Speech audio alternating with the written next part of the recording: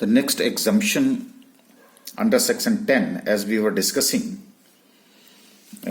that is tea board subsidy.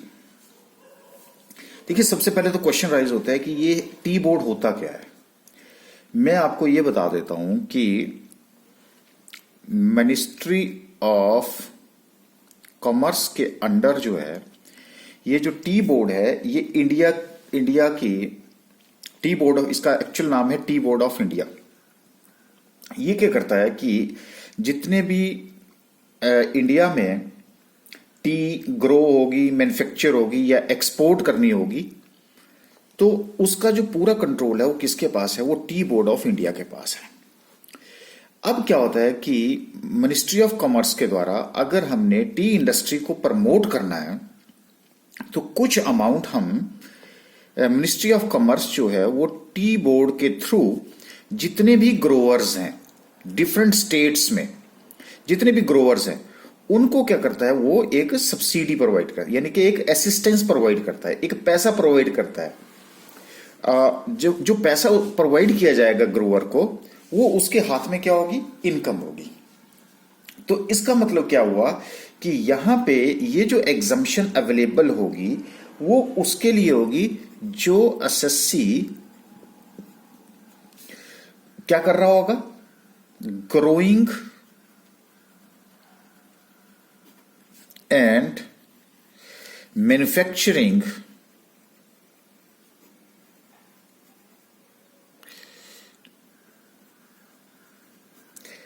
T in India. T in India. ठीक है जी. अच्छा, अब क्या है कि इसकी एग्जम्पशन के लिए क्या क्या कंडीशंस होनी चाहिए, तो मैं आपको वो भी बता देता हूं, बिल्कुल सिंप्लीफाई कर देता हूं आपके लिए. देखो, पहली कंडीशन क्या होनी चाहिए? कोई टी बोर्ड के द्वारा ऐसी स्कीम, किसी स्कीम के अंदर जो है ये पैसा मिलना होना चाहिए एज ए सब्सिडी बाउंटी. किसके लिए?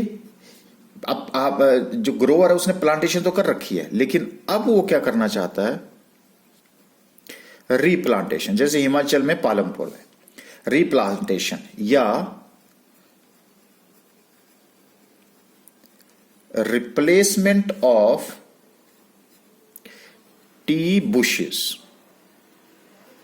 ठीक है जी.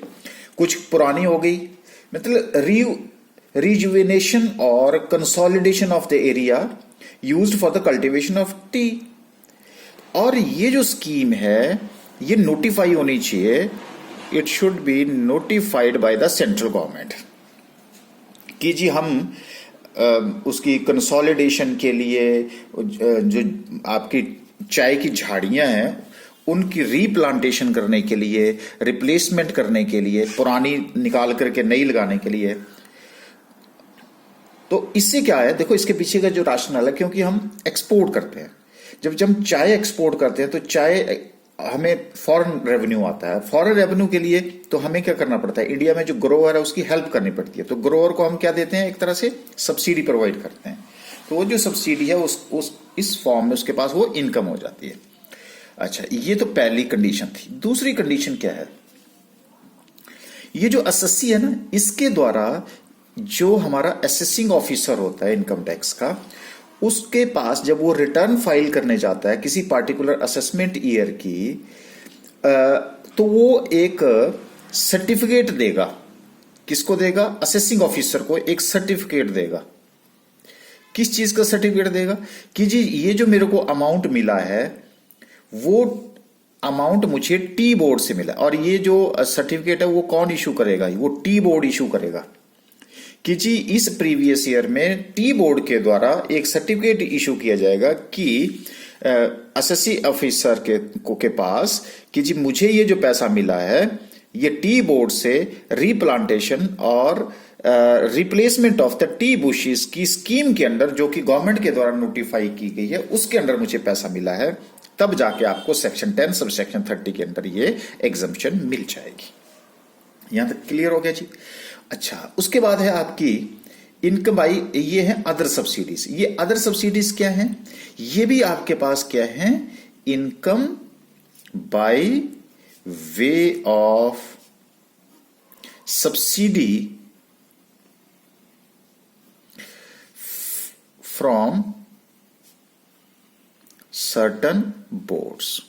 जैसे हमारे पास यहां पे ना टी बोर्ड बना हुआ है ना, वैसे ही हमारे पास यहां पे कुछ एक बोर्ड्स बने हुए हैं, जैसे rubber board, coffee board, cardamom board, मसाले जिसको बोलते हैं, और अदर नोटिफाइड कमोडिटीज, और भी कुछ एक कमोडिटीज जो नोटिफाई की होंगी गवर्नमेंट के द्वारा टाइम टू टाइम में उनके ऊपर। अच्छा, यहां पे भी अब आपके पास क्या है, तो दोबारा से क्या हुआ कि ये जो बोर्ड है वो फर्दर क्या दे रहे हैं, सब्सिडी दे रहे हैं। किसको दे रहे हैं? एसएससी को दे रहे हैं। और वो जो एसएससी है वो कौन है? वो क्या कर रहा है? ग्रो और मैन्युफैक्चर कर रहा है। और वो ग्रो और मैन्युफैक्चर क्या कर रहा है? अब ग्रो टी नहीं कर रहा है, अब क्या कर रहा है? रबड़ कर रहा है, कॉफी करता है, कार्डामोम करता है। ठीक है जी। अगर ये चीजें करते हैं और सेंट्रल गवर्नमेंट के द्वारा ये नोटिफाई की गई हैं, लेकिन मैं आपको बता दिया कि दोबारा से कंडीशंस क्या होंगी इनके लिए भी। कंडीशंस यही होंगी, रिप्लेसमेंट और रिप्लांटेशन रबड़ प्लांट और कॉफी के लिए होगी, और सर्टिफिकेट जो है वो कंसर्न बोर्ड के द्वारा इशू किया जाएगा, और वो सर्टिफिकेट जो है वो असेसिंग ऑफिसर के पास वो सबमिट करना पड़ेगा। इसलिए मैंने ये जो दो कंडीशंस है वो भी सेम कंडीशंस यहां पे लगेंगी, तब जाकर के आपको क्या मिलेगी? एग्जम्पशन मिलेगी। यहां तक बात क्लियर होगी? अच्छा, अब उसके बाद ये आपका इंपॉर्टेंट है न्यूमेरिकल पॉइंट ऑफ व्यू से। ओके, तो यहां पे है माइनर्स इनकम, बहुत इंपॉर्टेंट है सेक्शन 10 सबसेक्शन 32 के केस में। इसका मतलब क्या हुआ? देखिए, कई बार क्या होता है कि जैसे मान लीजिए पेरेंट्स है, पहले इसको लॉजिक समझते हैं। पेरेंट्स है, मिस्टर एक्स है, ठीक है। एक्स के जो हैं वो दो बच्चे हैं जो कि माइनर हैं, और माइनर के पास जो है वो माइनर की, अब आपको पता है कि माइनर जो है वो कॉन्ट्रैक्ट करने लायक नहीं होता, तो इसलिए यहां पे वो इनकम टैक्स एक्ट के अंदर जो है वो रिटर्न नहीं फाइल कर सकता, नहीं कर सकता। तो उसकी इनकम को क्या किया जाता है? पेरेंट्स की इनकम के साथ क्लब कर दिया जाता है। जैसे मान लेता हूं ए की जो इनकम है वो 10,000 रुपए है और बी की जो इनकम है वो 1,000 रुपए, ये मान लेते हैं। अब ये दोनों इनकम जो है किसके साथ क्लब की जानी चाहिए? एक्स के साथ, उसके फादर के साथ। लेकिन आप बोलेंगे फादर के साथ होगी, मदर के साथ। देखिए, इन दोनों में से जिसकी इनकम ज्यादा होगी उसके साथ जो है वो क्लबिंग होती है, ये ध्यान रखना। ये डिपेंड नहीं करता कि मेल के ऊपर या फादर की होगी या मदर की होगी। यहां तक बात क्लियर है जी? अब आपको बात अच्छा, अब क्या हुआ? अब यहां दो है, तो अब आप बोलेंगे, सबसे पहला क्वेश्चन राइज होता है कि क्या सिर्फ एक माइनर चाइल्ड को मिलेगा? नहीं, ये मैं आपको बता देता हूं कि ये जो एग्जम्पशन मिलेगी ये ईच माइनर चाइल्ड की इनकम के ऊपर, ठीक है जी। और दूसरा जो है, ये तो आ गई एक। दूसरी जो कंडीशन, दूसरा जो है अब डिपेंड करता है कि कितना अमाउंट मिलेगा। तो मैं ये बता देता हूं, एग्जम्पशन मिलेगी लोअर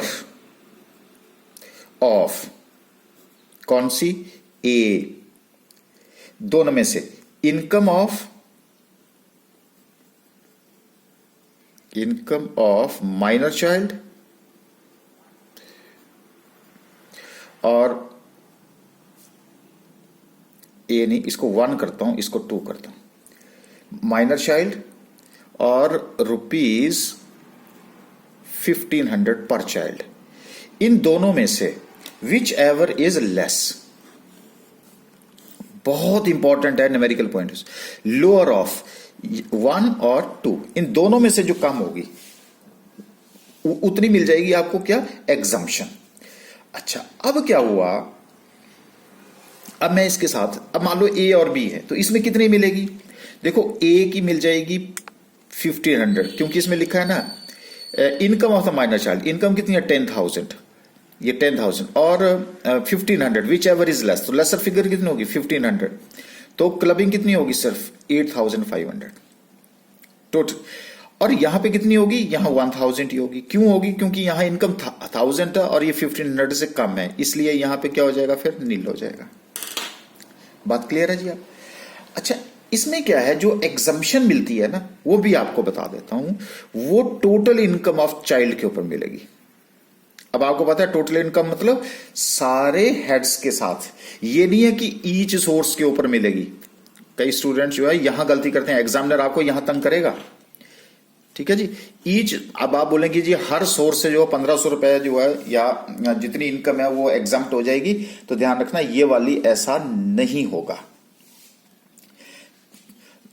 ठीक हो गया? तो इसका मतलब हुआ कि अब अगर एक्स की जो इनकम है, अगर मान लो इसकी 1,00,000 रुपए इनकम है, तो अगर ये प्रोविजन नहीं होता तो 11,000 रुपीज इसकी इनकम के साथ क्लब कर दिए जाते और उसको टैक्स देना पड़ता। लेकिन जब ये सेक्शन 10 सेक्शन 32 की हमने कैलकुलेशन करी, तो 11,000 की जगह सिर्फ कितने की इनकम क्लबिंग होगी, अब 8,500। पहले उसको 11 के ऊपर टैक्स देना पड़ रहा था, अब 1,08,500 रुपए के ऊपर जो वो टैक्स देना पड़ेगा। ये भी बात क्लियर है जी आपकी? तो this is most important point from the numerical point of view. अच्छा, अब चलते हैं जी सेक्शन 10 सब सेक्शन 34, ये भी सबसे इंपॉर्टेंट पार्ट है आपका। अच्छा, जो कि न्यूमेरिकल पॉइंट ऑफ व्यू से भी, और इससे पहले भी मैंने, जब आप स्कोप ऑफ टोटल इनकम की बात डिस्कशन कर रहे थे तो वहां भी हमने थोड़ा सा रेफरेंस दिया था। मैंने कि इसकी डिस्कशन जो हम बाद में करेंगे। देखिए यहां पे क्या है, मैं लिख देता हूं यहां पे, एनी, क्योंकि इंपॉर्टेंट है, any income by way of dividend refer to, जब आप न्यूमेरिकल कर रहे थे ना scope of the income incidence of tax, तो वहां पे आपकी बुक्स में ये लिखा होगा सेक्शन 10 सेक्शन 34, आप नहीं है तो आप देख सकते हैं। Section 115-O is fully exempted, is fully from tax in the, अब तो आपको पता है कि डिविडेंड किसको मिलता है, बोलो किसको मिलता है, शेयर होल्डर को, वो तो हमें पहले ही पता है सर। हाँ, अच्छा, अब क्या हुआ, लेकिन इसमें कंडीशन क्या है, सेक्शन 115 के अंडर है कि वो कंपनी क्या होनी चाहिए, इंडियन कंपनी होनी चाहिए, फॉरेन कंपनी नहीं होनी चाहिए। और साथ में आपको पता है कि डिविडेंड के ऊपर जो है डिविडेंड डिस्ट्रीब्यूशन टैक्स लगता है, और वो कौन देता है, कंपनी देती है। जब कंपनी देती है तो शेयर होल्डर के हाथ में जो अमाउंट आता है, तभी तो हम ग्रॉसिंग अप करते थे उस टाइम। तो इसलिए डबल टैक्सेशन से बचने के लिए शेयर होल्डर के हाथ में इसको क्या किया गया है, एग्जम्प्ट किया गया है। लेकिन अब क्या हुआ, मैं आपको थोड़ी सी इसमें चेंज बता देता हूं, जो कि 1 अप्रैल 2017 के बाद जो है वो इंप्लीमेंट हुई है। वो क्या कह रहा है कि अगर कोई पर्सन इंडिविजुअल है, अगर कोई पर्सन HUF है, अगर कोई पर्सन फर्म है और उसका जो डिविडेंड का अमाउंट 10 लाख से ज्यादा है, मोर देन 10 लाख का डिविडेंड अगर उसको मिलता है, तो 1 अप्रैल 2017 के बाद उसके ऊपर जो इनकम टैक्स, उस डिविडेंड जो है उसके ऊपर उसको 10% के हिसाब से क्या देना पड़ेगा, इनकम टैक्स देना पड़ेगा। लेकिन ये वाली जो कंडीशन है, ये कंपनीज के लिए, ट्रस्ट के लिए, एसोसिएशन ऑफ पर्सन के लिए, नॉन रेजिडेंट इंडियन के लिए ये नहीं है। उसके लिए ये सेक्शन 10 सब सेक्शन 34 कंटिन्यू रहेगी, यानी कि इनकी 10 लाख से ज्यादा भी होगी तो भी वो एग्जम्पशन के अंदर ही आएगा। ठीक है, अच्छा, अब आपको मैं एक और बात बता दूं, जितने भी डिविडेंड आप यूनिट्स ऑफ म्यूचुअल फंड के ऊपर, म्यूचुअल फंड्स, ये देखिए, ये है मेरे पास यूनिट्स ऑफ म्यूचुअल फंड, वो भी उनको एग्जम्पशन मिलेगी, लेकिन किसके अंदर मिलेगी, सेक्शन 10 सब सेक्शन 35। इसलिए मैंने इसको ब्लैक से लिखा है, ये देखो, उनको मिलेगी सेक्शन 10 सब सेक्शन 35 के अंदर। तो क्योंकि उनको यूनिट्स ऑफ म्यूचुअल फंड है, वहां भी उनको डिविडेंड मिलता है, लेकिन वो सेक्शन 10 सब सेक्शन 35 के अंडर कवर होते हैं। और बाकी जो है section 10 sub section 34 Indian company के केस में जो है वो कवर होते हैं। ठीक हो गया जी यहां पे भी बात। अच्छा, अब आ जाइए सेक्शन 10 सब सेक्शन 34A के ऊपर, income arising to an SSC being a shareholder on account of buy back of shares. आपको याद है कि अगर आप शेयर होल्डर हैं, देखिए ये भी मैं आपको बता देता हूं। हाँ, ये आपके पास कंपनी है, कंपनी के आप क्या हैं, शेयर होल्डर हैं, ए मान लीजिए बी। कंपनी क्या करना चाहती है, कंपनी अपनी रिकंस्ट्रक्शन करना चाहती है, और रिकंस्ट्रक्शन के लिए उसके पास ओवर कैपिटलाइजेशन है, तो ओवर कैपिटलाइजेशन के लिए वो अपने शेयर को मार्केट से खरीदना चाहती है, जिसको कि हम क्या बोलते हैं, by back of share. Corporate accounting में हमने डिस्कस किया है। और आपको याद होगा, अब मान लीजिए कि आपके पास 1,00,000 शेयर्स हैं at the rate of ₹10। Company बोलती है कि मैंने बाई बैक ऑफ शेयर्स करना है, अपना शेयर जो है वो वापिस लेना है। पहले मैं आपको कंसेप्ट बता देता हूं, फिर बता। जिस दिन ये बाई बैक की न्यूज आती है, देखिए आप जो है अपना शेयर क्यों बेचेंगे अगर कंपनी बेटर होगी? तो कंपनी को क्या करना पड़ता है कि अपने शेयर को खरीदने के लिए जो उसका मार्केट प्राइस है वो उससे ज्यादा पे उसको खरीदना पड़ता है, वापस लेना पड़ता है। अब मान लो 10 की जगह कंपनी कहती है मैं 25 रुपए शेयर पे अपने शेयर को खुद खरीद लेती हूं, तो शेयर होल्डर को क्या हो रहा है, 15 रुपए का फायदा हो रहा है ना पर शेयर का। तो वो एक ही क्या हो जाएगी, इनकम हो जाएगी। अगर ये इनकम हुई तो वो इनकम जो है सेक्शन 10 सेक्शन 34A के अंडर जो है वो एग्जम्प्ट होगी। लेकिन अब जो कंडीशन है वो अब आपको मैं बताने जा रहा हूं, वो ये है कि ये सारी कंपनीज के लिए नहीं है, सिर्फ ये सारे शेयर्स के लिए नहीं है, ये उन्हीं शेयर्स के लिए हैं जिन कंपनी के shares the shares are not listed on a recognized stock exchange। अब इसका मतलब हुआ क्या, जिन कंपनी के शेयर्स लिस्ट होते हैं स्टॉक एक्सचेंज में उनका तो ट्रेड हो जाता है, लेकिन जिन कंपनी के शेयर्स जो हैं वो स्टॉक एक्सचेंज में लिस्ट नहीं होते, उनके पास तो लिक्विडिटी नहीं रहती है, वो तो ना बेच सकते हैं ना खरीद सकते हैं। तो इसलिए उनको लिक्विडिटी प्रोवाइड करने के लिए कंपनी क्या करती है, अब ये जो शेयर होल्डर है उसके पास ऐसे शेयर्स हैं जो कि स्टॉक एक्सचेंज में लिस्ट नहीं है तो वो ट्रेड नहीं हो सकते, इसके पास लिक्विडिटी नहीं है, वो बेच नहीं सकता। तो फिर कंपनी एक ऑप्शन लेके आती है कि भाई अगर आपको लिक्विडिटी चाहिए तो मैं अपने शेयर जो है वो वापिस खरीद लेती हूं, तो उससे क्या होगा कि इसके पास लिक्विडिटी आ जाएगा, ये सेल कर सकता है। तो उस केस में अगर इस शेयर होल्डर को बाई बैक के टाइम में कोई प्रॉफिट हो रहा है या किसी भी तरह की इनकम हो रही है, वो सेक्शन 10 सब सेक्शन 34A के अंदर जो है वो एग्जम्प्ट होगी। अब क्लियर हो गया जी अब आपके पास? ओके।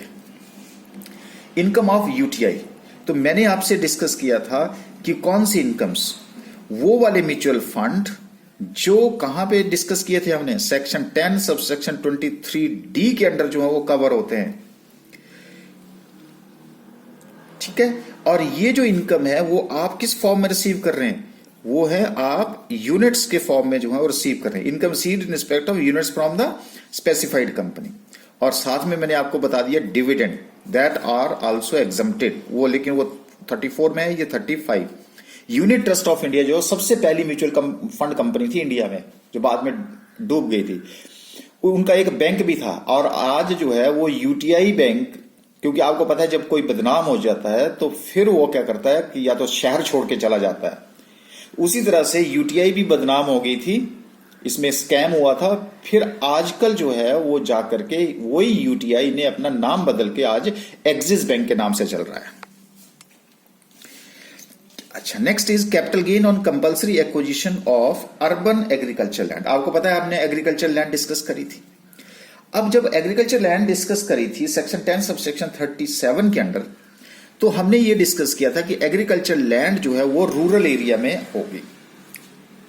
अब देखो, मैं आपको जो वहां पे स्किप किया था मैं यहां बता रहा हूं आपको। तो सबसे पहले क्या है, एग्रीकल्चर लैंड। और एग्रीकल्चर लैंड कहां कहां हो सकती है? मैंने आपको बताया था वो रूरल एरिया में भी हो सकती है, वो अर्बन एरिया में भी हो सकती है। जरूरी नहीं। रूरल एरिया का मतलब है कि जो म्यूनिसिपल कमेटी एरिया के 8 किलोमीटर के बाहर है और जहां की पॉपुलेशन 10,000 से कम है, वहां पे अगर आपकी लैंड है तो उसको हम रूरल एग्रीकल्चर लैंड बोलते हैं। और अर्बन एग्रीकल्चर लैंड का मतलब है कि जहां की पॉपुलेशन 10, जिस शहर की पॉपुलेशन 10,000 से ज्यादा है उस एरिया में है, या वो 8 किलोमीटर कंटोनमेंट एरिया या म्यूनिसिपल कमेटी एरिया के अंदर है, तो उसको हम एग्रीकल्चर लैंड बोलते हैं। अब क्या हुआ कि जो एग्रीकल्चर लैंड होती है, जो रूरल एरिया में होती है, अगर मान लो आपने 1 लाख रुपए की खरीदी थी, उसको आपने 10 लाख में बेच दिया, तो उसके बाद 9 लाख रुपए का आपको जो अगर कैपिटल गेन हुआ, तो जो रूरल एरिया में एग्रीकल्चर लैंड होती है वो कैपिटल एसेट की डेफिनेशन में नहीं आती, इसलिए वो उसके ऊपर इनकम टैक्स लगता ही नहीं है। अब आ जाता है आपका एग्रीकल्चर लैंड किसान पे? अर्बन एरिया में। तो अर्बन एरिया में अगर एग्रीकल्चर लैंड है तो वो कवर होती है कैपिटल एसेट में। तो कैपिटल गेन का जब हम चैप्टर डिस्कस करेंगे तो वहां पे भी आपको ये बात आपको याद रखनी है, ये ध्यान रखिएगा। अब एग्रीकल्चर लैंड है लेकिन कहां है? अर्बन एरिया में, वो मैं आपको बता दिया। तो वो कहां कवर होगी? कैपिटल गेन के चैप्टर में। और उसके ऊपर क्या लगेगा? Income tax. फिर आप सर क्या बोल रहे हैं कि एग्रीकल्चर लैंड के ऊपर अगर आपको को कैपिटल गेन होता है तो एग्जम्प्ट होता है अंडर सेक्शन 10 सब सेक्शन 37 के अंडर? बिल्कुल नहीं। वही मैं बात आपसे डिस्कस करने जा रहा हूं। यहां पे एक होती है कंपल्सरी एक्विजिशन। कंपल्सरी एक्विजिशन, ये ध्यान रखना। कंपल्सरी एक्विजिशन का मतलब होता है कि उस जो एग्रीकल्चर लैंड आपके पास है, लेकिन आप पहले डिफाइन कैसे करेंगे कि ये जो अर्बन एरिया में है वो एग्रीकल्चर लैंड है? तो मैं आपको बता दूं, उस लैंड के ऊपर पिछले 2 प्रीवियस ईयर्स में क्या होनी चाहिए? खेती होनी चाहिए। उसके ऊपर खेती हो रही होगी, तभी वो उसको हम एग्रीकल्चर लैंड की डेफिनेशन में लेंगे। अब दूसरी बात आ गई आपकी कंपल्सरी एक्विजिशन। कंपल्सरी एक्विजिशन का मतलब गवर्नमेंट के द्वारा जो है जब उसको अक्वायर कर लिया था, जैसे मान लीजिए कि कोई कॉलेज खोलना है और वहां वो जो लैंड है आपके पास है उसको गवर्नमेंट को अक्वायर करना पड़ रहा है। मान लीजिए बस स्टैंड बनाना है, रेलवे ट्रैक निकलना है, या कोई ऐसा इंस्टीट्यूशन जो कि पब्लिक यूटिलिटी का है, पब्लिक वेलफेयर के लिए अगर कोई प्रोजेक्ट लगा रही है गवर्नमेंट, तो उस केस में जो आपकी लैंड है उस लैंड को वो जबरदस्ती आपसे ले रही है, उसको क्या बोलते हैं? कंपल्सरी एक्विजिशन बोलते हैं। और जब आपसे कंपल्सरी एक्विजिशन लिख करती है तो उसके बदले में आपको क्या मिलती है? कॉम्पनसेशन मिलता है। जो ये कॉम्पनसेशन है, तो मान लीजिए कि अगर आपको 1 लाख रुपए की जो लैंड आपके पास थी उसका जो है वो 12 लाख रुपए आपको कॉम्पनसेशन मिल रहा है, तो वो जो 11 लाख रुपए है वो आपको कैपिटल गेन होगा। लेकिन वो किसके अंडर आ रहा है? कंपल्सरी एक्विजिशन के अंडर आ रहा है। और साथ में वो लैंड कौन सी थी? एग्रीकल्चर थी। और कहां थी वो? अर्बन एरिया में थी। और अगर अर्बन एरिया में थी तो उस पिछले 2 सालों से आप उसके ऊपर क्या कर रहे थे? एग्रीकल्चर रहे थे, इसलिए उसको agriculture. Capital gain on compulsory acquisition of urban agriculture land is also fully exempted from income tax. तो ध्यान रखिए जरा, न्यूमेरिकल पॉइंट ऑफ व्यू से दिस इज मोस्ट इंपॉर्टेंट। अच्छा, उसके बाद आती है reverse mortgage section 10 sub section 43। ये जो है मैं आपको सबसे पहले तो रिवर्स मॉर्टगेज की बातें बताता हूं। होता क्या है? जैसे मान लेता हूं, ये होता क्या है, इसमें क्या है कि मैं लिख देता हूं पहले, any amount received by an individual as a loan either in lump sum or in installments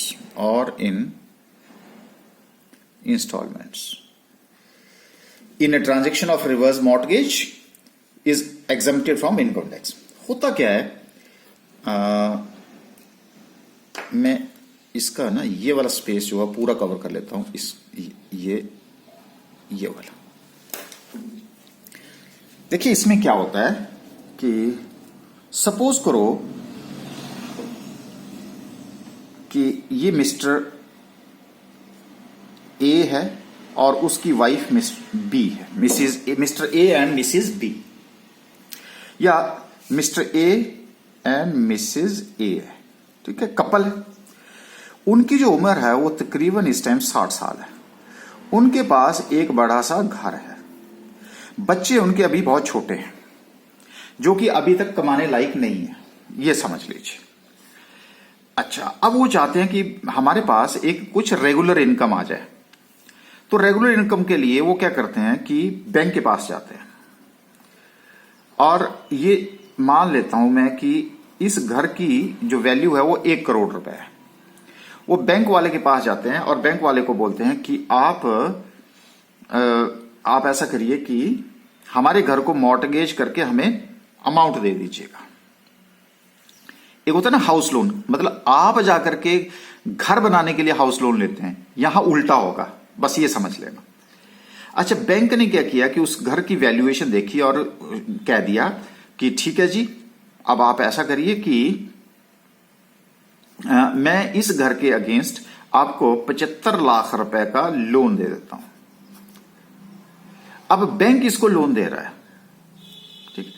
अच्छा, अब उसने बोला कि ठीक है, आप ऐसा करिए कि 42,000 रुपए पर मंथ अगले 15 साल के लिए मुझे दे दीजिएगा। अब क्या हुआ, इनको 42,000 रुपए पर मंथ जो है एक इनकम आनी शुरू हो गई।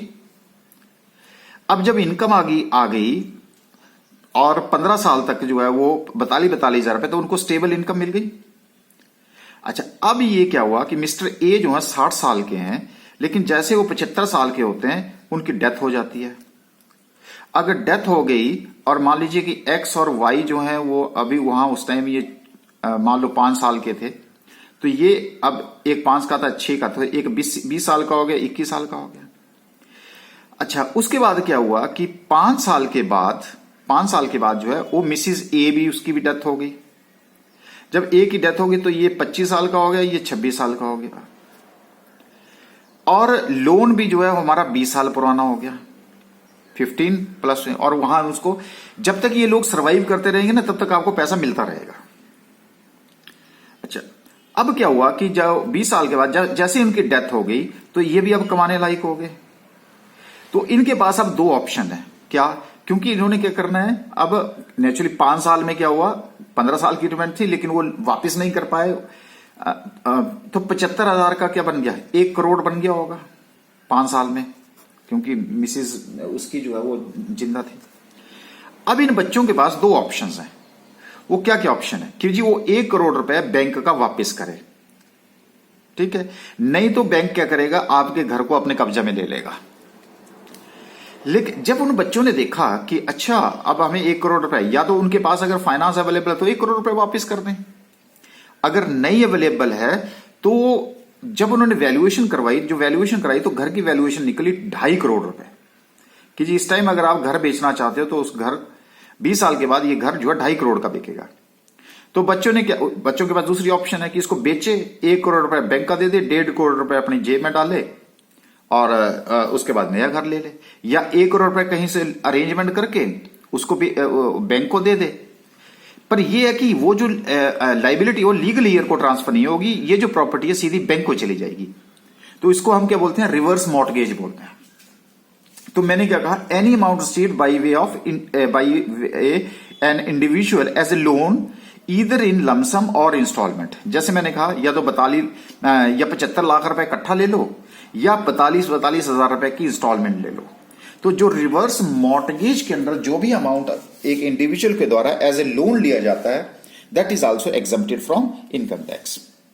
तो आज आपको नई चीज पता चली होगी रिवर्स मॉर्टगेज के केस में। अच्छा, अब आपके पास न्यू पेंशन स्कीम के अंदर जो ट्रस्ट बने हैं, सेक्शन 10 सब सेक्शन 44 के अंदर जो है, जो भी जिसके लिए आज आपने देखा होगा कि बहुत ज्यादा आजकल जो है वो स्ट्राइक्स हो रही हैं।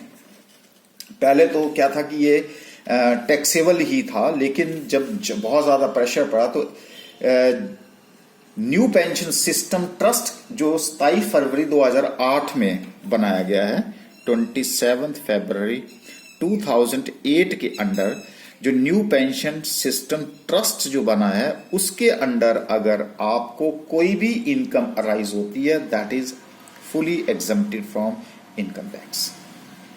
ओके, अब उसके बाद है सेक्शन 10 सब सेक्शन 45 के अंदर कहता है नोटिफाइड अलाउंस और perquisite pay to chairman member, retired chairman member of the UPSC. आपको पता है यूनियन पब्लिक सर्विस कमीशन, जो कि क्या करता है जी, रिक्रूटमेंट्स करता है। तो इन लोगों को क्या है कि इंपॉर्टेंट है ये भी, अलाउंस कैश फॉर्म में या परक्यूजिट्स। और परक्यूजिट्स आपको अभी से थोड़ा सा तैयार होना पड़ेगा। फैसिलिटीज, बेनिफिट, एमिनिटीज जिसको बोल सकते हैं, जो यूपीएससी का इस टाइम कोई चेयरमैन है, अगर उसको दिया जाता है वो भी एग्जम्प्ट है, या अगर कोई रिटायर हो गया है उसको अगर आप कोई अलाउंस या परक्यूजिट्स दे रहे हैं, लेकिन वो पहले यूपीएससी का चेयरमैन रहा है, तो उसके हाथ में सेक्शन 10 सब सेक्शन 45 के अंडर जो है ये भी एग्जम्प्ट होगा। तो ये अब हमारे पास कुछ एक एग्जम्पशंस थी जो कि आपको हमने जो ज्यादा इंपॉर्टेंट थी, और कुछ एक जो है हम सैलरी के साथ डिस्कस करेंगे जो कि और ज्यादा इंपॉर्टेंट है, दैट वी विल डिस्कस। अब उसके बाद जो आपके पास सेक्शन 10 सब सेक्शन 10 के बाद जो है सेक्शन 10 ए के अंडर आती हैं, जो कि जिसके लिए हमारे पास स्पेशल प्रोविजंस हैं, जैसे न्यूली एस्टेब्लिश्ड यूनिट्स हैं, स्पेशल इकोनॉमिक जोन्स बनाए गए हैं, जहां जो स्पेशल इकोनॉमिक जोन की जो फैसिलिटीज हैं उनको अवेल कर रहे हैं, वहां पे अगर कोई वो इनकम्स जनरेट कर रहे हैं तो वो उसी के अंडर स्पेशल इकोनॉमिक जोन में कई बार हमारे पास ऐसे हैं जहां से सीधा एक्सपोर्ट होता है, तो वो बिजनेस पॉइंट ऑफ व्यू से है। तो अगर हम इसकी जरूरत पड़ेगी तो हम profit and gains from business profession में, क्योंकि वो बहुत लेट है, अगर मैंने अभी आपसे डिस्कशन करी तो आपके माइंड में तब तक नहीं रहेगा, इसलिए अभी आपको अब आप इस पोजीशन में आ गए कि अगर आपसे ये पूछा जाए कि आप हमें ऐसी थ्योरेटिकल क्वेश्चन आ जाता है कि आप कम से कम 20 एग्जम्पशन लिखिए जो कि फुली एग्जम्प्टेड है, या कुछ एक आप एग्जम्पशन देखिए जो कि पार्शियली हैं। तो जैसे मैंने आपको बताया माइनर की इनकम है, कुछ एग्जम्प्ट होती है, कुछ टैक्सेबल होती हैं।